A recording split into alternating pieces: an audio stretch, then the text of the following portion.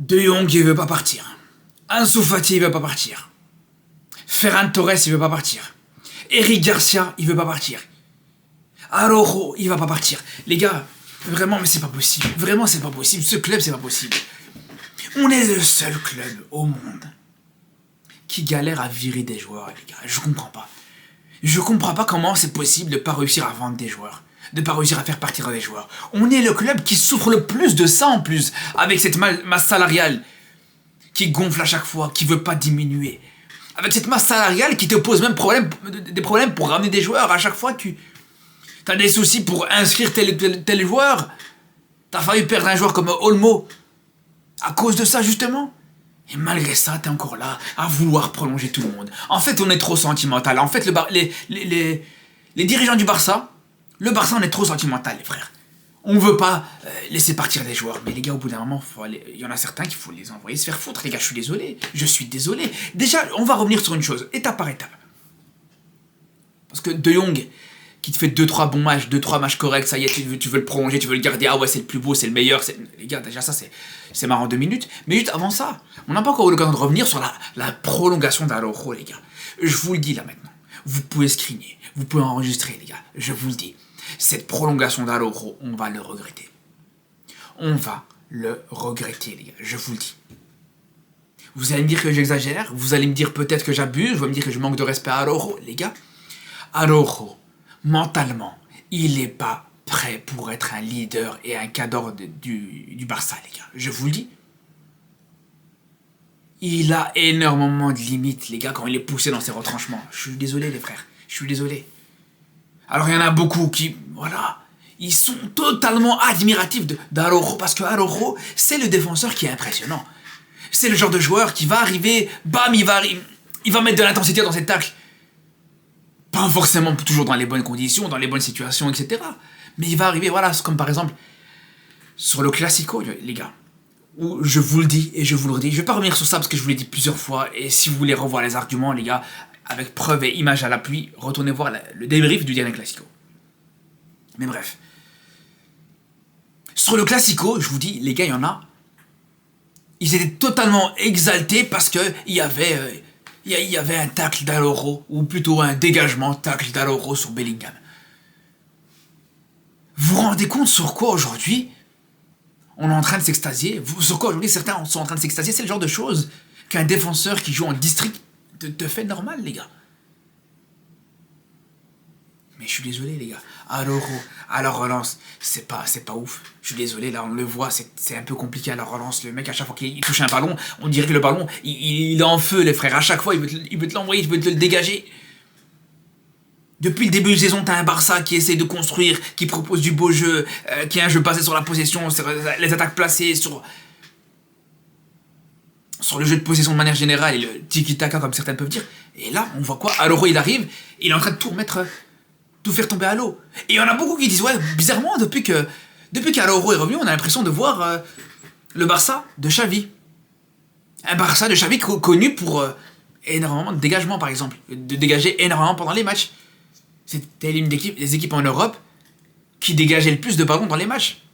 Luis Enrique l'a bien souligné, justement, avant la rencontre contre le PSG la saison dernière. Où il le disait, quand ça lui posait la question, laquelle des deux équipes entre le Barça de Xavi et le PSG de Luis Enrique incarne le mieux le fameux jeu de position de Guardiola, le fameux jeu du Barça, tout simplement.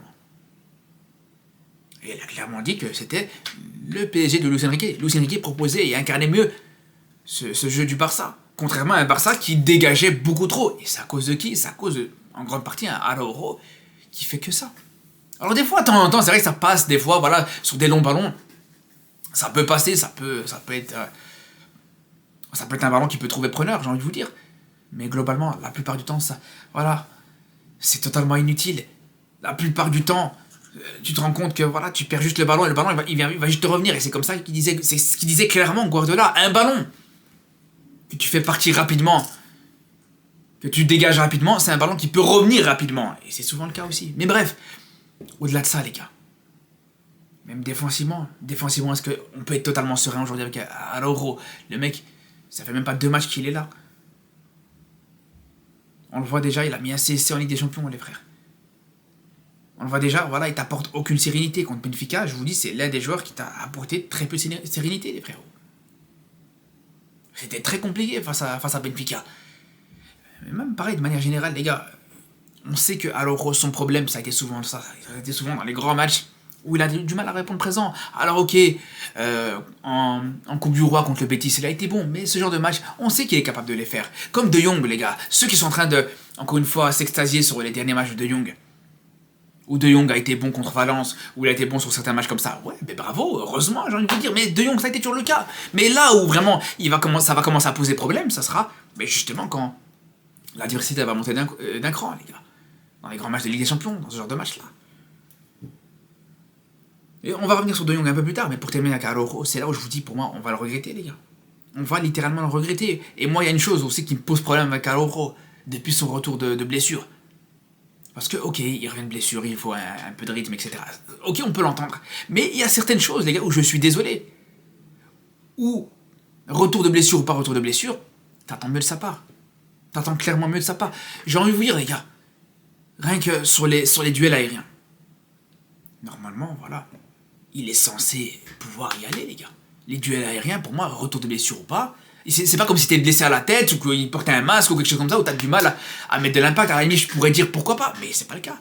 C'est des blessures à la cheville, des blessures à la cuisse. C'est pas ça qui va t'empêcher de mettre de l'impact dans tes duels. Mais même là, les gars, un défenseur pas mal, voilà, un gros bébé comme on peut dire, il est incapable d'aller au duel correctement, il est incapable d'aller mettre de la tête, d'aller mettre des duels de la tête. Regardez juste ses statistiques depuis son retour de blessure.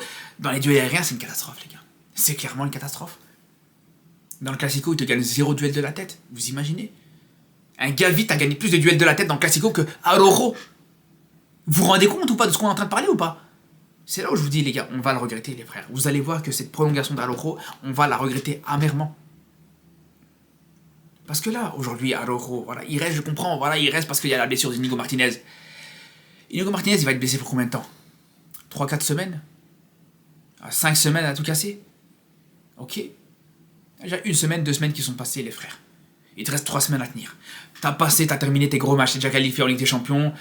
En Liga, t'affrontes pas de gros adversaires dans les prochaines journées. Moi, j'ai envie de vous dire, les gars, un Eric Garcia en défense centrale, ça tient la route. Et c'est comme ça tient la route, d'ailleurs, contre Valence, les frères. Largement, même, j'ai envie de vous dire. Donc c'est là où, voilà, regardez, aujourd'hui, on prolonge à l'Euro pour au final se retrouver avec Eric Garcia. Ce qui est forcément, c'est pas forcément un problème. Moi, Eric Garcia, moi, il me dérange pas. Moi, je vous dis la vérité. Eric Garcia, il n'y a pas de problème. Parce que c'est pas un gros salaire, les gars. C'est pas un salaire qui va te ruiner le club. Dans la masse salariale, il vaut vraiment pas grand-chose. Contrairement à des joueurs comme Araujo, des joueurs comme De Jong, et même Ferran Torres, ou pour le coup, Ferran Torres, en termes de salaire, c'est pas mal du tout, les gars. Ansu Fati aussi, c'est pas mal du tout, en termes de salaire aussi, les gars, faut le dire. Là où Eric Garcia, voilà, pour moi, qu'il reste ou pas, voilà.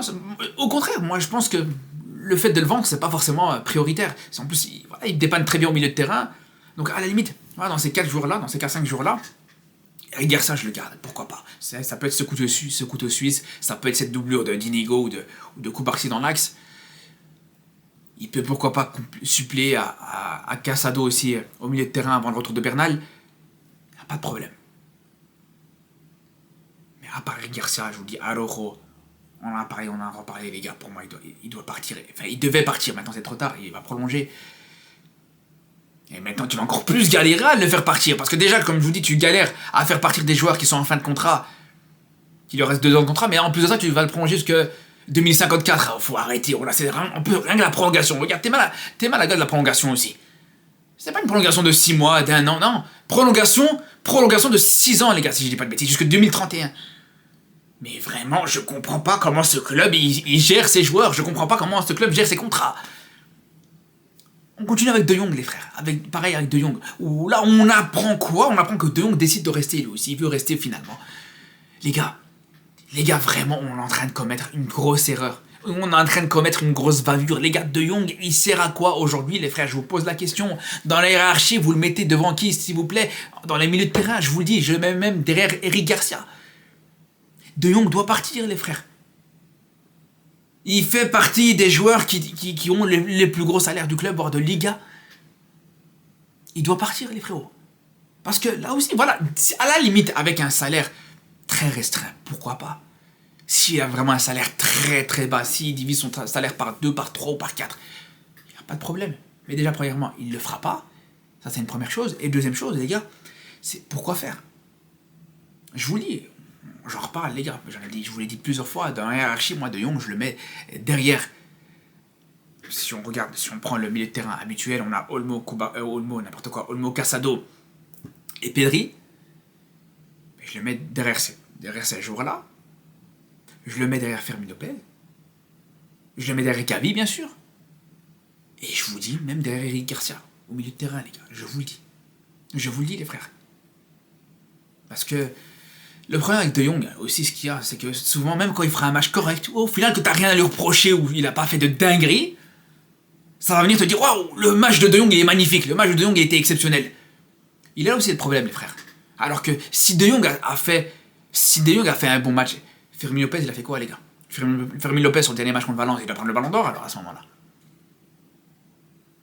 Voilà, mais tu vas te coltiner un joueur pareil, jusque je sais pas quand, et si par malheur tu le prolonges, mais je vous dis, ça sera la pire erreur que tu pourrais faire.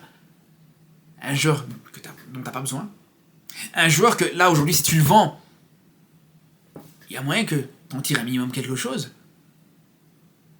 Un joueur qui, aujourd'hui, encore une fois, a un salaire qui est très coûteux pour le Barça, je vous le dis, c'est le moment de le faire partir. Pareil pour Ferran Torres. Alors Ferran Torres, aujourd'hui, bon, tant que t'as pas forcément de remplaçant, c'est pas forcément le moment de le faire partir. Mais lui aussi, quand t'entends, lui aussi, il veut rester, il veut pas partir. Au bout d'un moment, faut arrêter, les gars. Faut arrêter.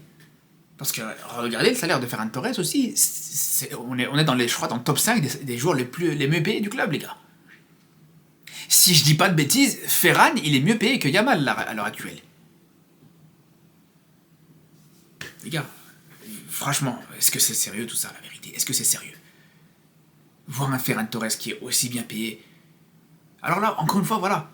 Si tu veux rester, il n'y a pas de problème. Reste, mais tu diminues ton salaire, il doit diminuer. Net. Il n'y a pas de doute là-dessus. Et je termine avec Ansu Fati. Ansu Fati, limite, j'ai envie de vous dire, lui, il fait de la peine, les gars. C'est même plus pour lui que pour l'équipe que je veux qu'il parte. Parce que, voilà, il mérite mieux, il mérite une meilleure situation. Et franchement, je pense pas qu'aujourd'hui il pourra se relancer réellement avec le Barça, les frères, faut dire la vérité. Là, aujourd'hui, la situation est compliquée pour lui. L'équipe, elle tourne bien sans lui. Et je pense que ça va être compliqué. Tu peux avoir toutes les attentes que tu veux, ça va être très compliqué. Et pourtant, voilà, j'aurais aimé qu'il s'impose, pour le coup. J'aurais aimé que, voilà, aujourd'hui, tu puisses compter sur lui en tant que doublure de Rafinha, voilà, qu'il puisse entrer dans la concurrence, etc.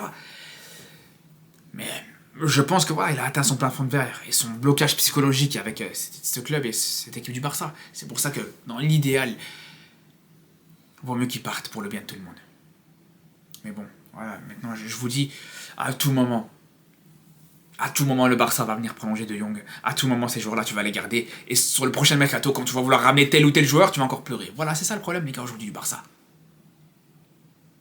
Faites-moi le ménage. C'est le moment de faire le ménage. C'est le moment de faire un grand nettoyage, un gros tri là dans ce club.